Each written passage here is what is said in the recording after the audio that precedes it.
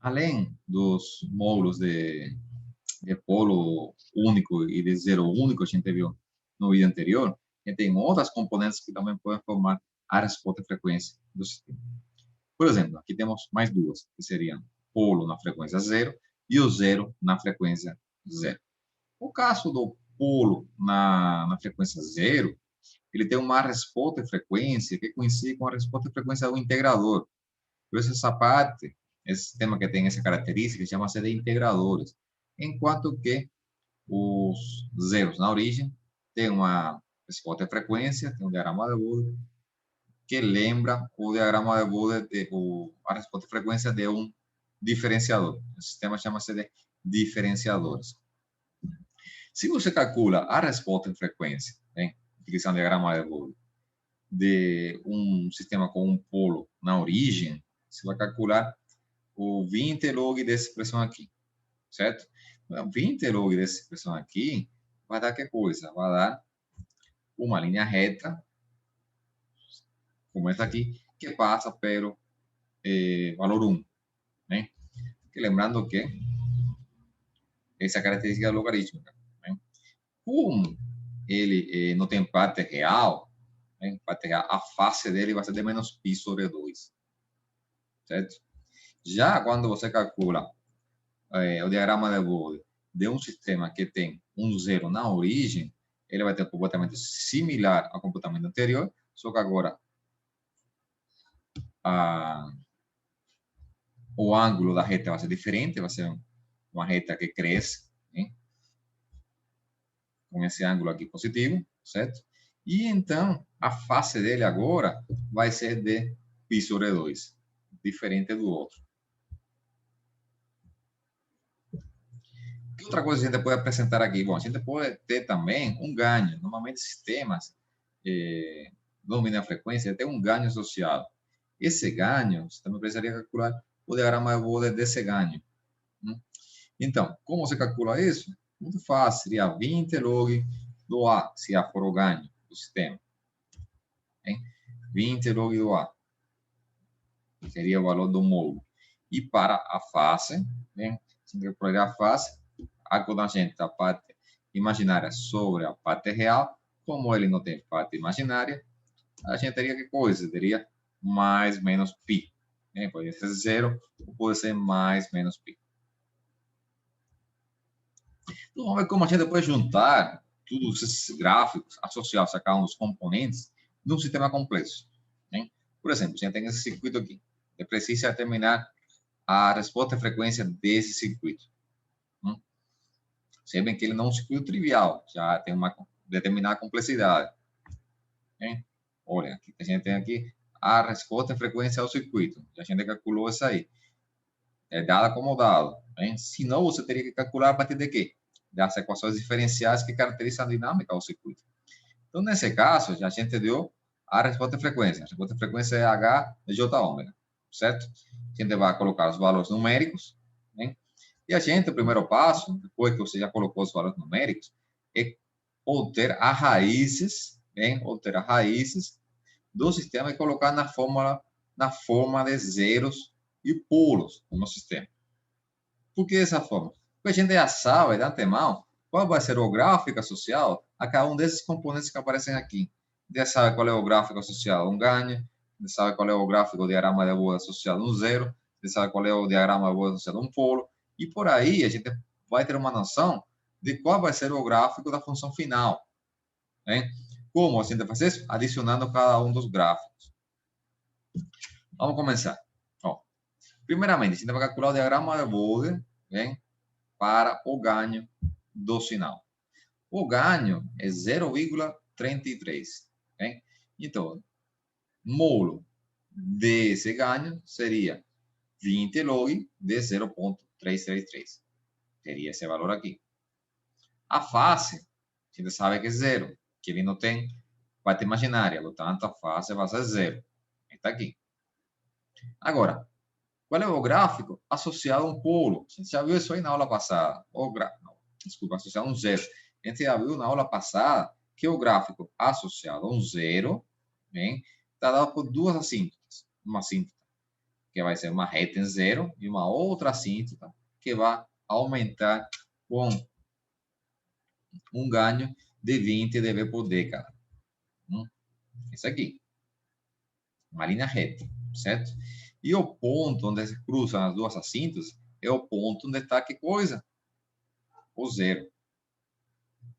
Então, a gente sabe que esse aqui é o comportamento, né? Isso aqui vai ser o gráfico, o diagrama de Bode associado a esse zero aqui. A face dele está aqui também. Tá velado, a gente sabe que o comportamento dele é assim. É uma assíntota aqui, uma outra linha reta, depois outra assíntota aqui. Certo? O diagrama de Bode associado ao primeiro polo, a gente sabe que está formado por quê? Por duas assíntotas. Uma assíntota em zero, uma outra assíntota que cai com uma ração de menos 20 dB por década. Certo?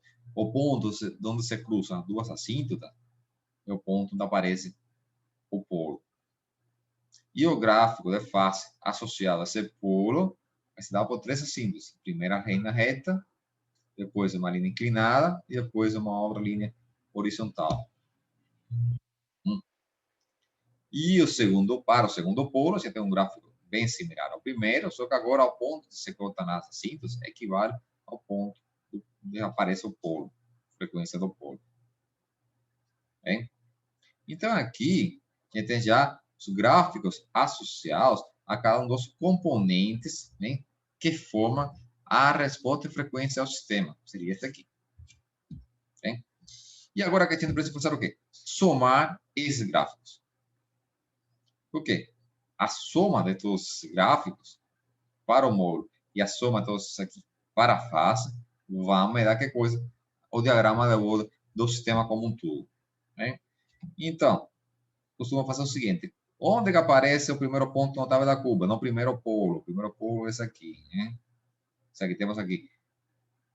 Primeiro polo. Depois vai aparecer aqui o valor do zero. E depois vai aparecer aqui o valor do segundo polo. Então, aqui, desde zero, menos infinito, hein? Até, desde zero, até o valor do primeiro polo, é uma linha reta. Não tem mudança nenhuma. É isso aqui. Certo? Depois, a gente tem que coisa? Depois desse primeiro polo, o que vai acontecer? A gente tem uma queda aqui de menos 20 dB por década. Menos 20 dB por década. Até quando? Até o ponto onde aparece o primeiro zero. O primeiro zero aparece em 0,5. Então, desde 0,23 até 0,5, ele tem uma linha reta de menos 20 dB por década. A partir de 0,5, adiciona essa curva aqui mais 20 dB por década positivo. Seria essa inclinação aqui positiva. O que vai acontecer? A soma dessa inclinação positiva com essa inclinação negativa vai zerar. Você vai ter aqui que coisa? Uma linha reta normalmente. Até onde? Até que chega o valor do segundo polo. A partir do segundo polo, a gente teria aqui que coisa? Um gráfico, uma linha decrescente, com uma inclinação de menos 20 dB por década. Como aqui estava zerado, a inclinação estava zerada, aqui a partir daqui a gente vai ter menos 20 dB por década, até o infinito. Então, aqui seria as assíntotas do sistema completo. Certo? Falta fazer agora qualquer coisa, o gráfico. De forma similar, a gente faz o diagrama para a face, somando os valores, bem, em cada um dos pontos notáveis aqui dos gráficos de face. Então, observem que é muito fácil você implementar o diagrama de Bode. Basicamente, você está fazendo um rascunho da resposta de frequência. A outra coisa, depois você acrescenta o valor da amplitude, que vai fazer que coisa? Vai movimentar o gráfico para cima ou para baixo. Então, é bem simples, né, utilizar o diagrama de Bode para você ter uma noção, né, do que acontece com o sistema. Nesse caso, porque você já sabe que é um filtro passa-baixa, por exemplo. Okay? Por último, a gente vai ter o quê? O diagrama de Bode, quando você tem um par de polos complexos conjugados, que é o que está faltando. A gente já teve para o ganho, zero na origem, polo na origem, zero único e polo único. Né? Uma outra forma que podem aparecer as raízes, né, tanto no numerador como no denominador, essas raízes podem aparecer como pares de números complexos conjugados. E é o caso que a gente vai analisar agora. O que acontece se a gente tem um par de polos complexos conjugados? Se a gente tem um par de polos complexos conjugados, aparece aqui, você vai levar o sistema a essa forma padrão. Bem? Você vai levar o sistema a essa forma padrão aqui, padronizada. E a gente vai comparar essa forma padronizada com o quê? Com essa expressão aqui, que é a expressão padronizada para sistema de segunda ordem. Então, por associação, a gente vai determinar os valores de ômega n e τ. Né? Então, por exemplo, aqui o ômega n vai ser igual a quê? Ao módulo do polo. Ômega n quadrado vai ser igual ao módulo do polo, ao quadrado. Né? E a gente vai tirar o τ dessa expressão aqui. Né? Então, seria basicamente isso aqui. Ômega n quadrado seria módulo de P1, que equivale a P1 vezes P2. Né? E o x seria a parte real de P1 sobre ômega n, ou também menos P1 mais P2 sobre 2 vezes raiz quadrada P1 vezes P2. Né? Ômega n a gente chama de frequência natural, enquanto que o x a gente vai chamar de relação de amortecimento. A resposta de frequência, o diagrama de Bode associado a esses polos complexos conjugados, seria dado por essa expressão aqui. Seriam também duas assíntotas. Hein? Primeira assíntota é zero e segunda assíntota caindo aqui. Só que agora ele vai cair com uma razão de menos 40 dB por década. 20 dB por década associado a cada polo. São dois polos, menos 40 dB por década. Hein? Que outra coisa vai acontecer aqui? Que no valor de ômega n, de ômega zero, né? Nesse valor aqui de ômega zero, e onde você vai cruzar, bem, você corta as duas assíntotas, e nesse valor aqui vai aparecer um pico. A amplitude desse pico vai estar em função de quê? Do coeficiente de amortecimento. Enquanto menor seja esse coeficiente de amortecimento, maior vai ser a amplitude da resposta de frequência do sistema nesse ponto. Para o diagrama de fase, a gente teria essa expressão aqui, né? Onde o ponto de inflexão ocorre em menos π sobre 2. A forma da curva vai te dar também por quê? Pelo coeficiente de amortecimento. Por quanto menor seja o coeficiente de amortecimento, quando ele tender a zero, a curva vai fazer uma mudança bruta, tipo um sinal de grau, de cima para baixo. Você vê que aqui ela começa em zero e vai até menos π, que cada polo vai botar menos π sobre 2. Portanto, ele começa em zero e vai terminar em 180.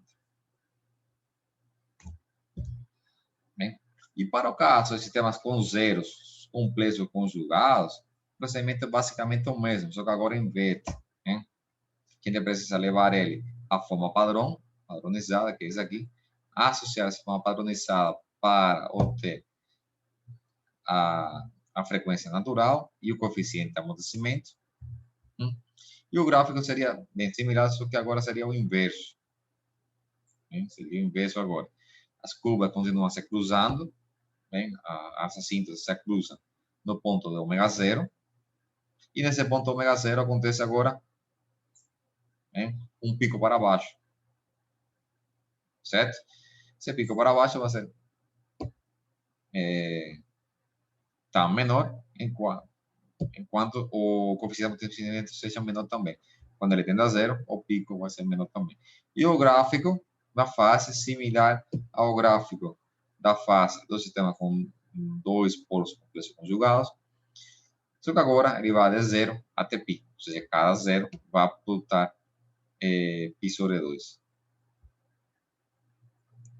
Bom, e até aqui a gente tem já todos os possíveis componentes que podem formar a resposta à frequência do sistema.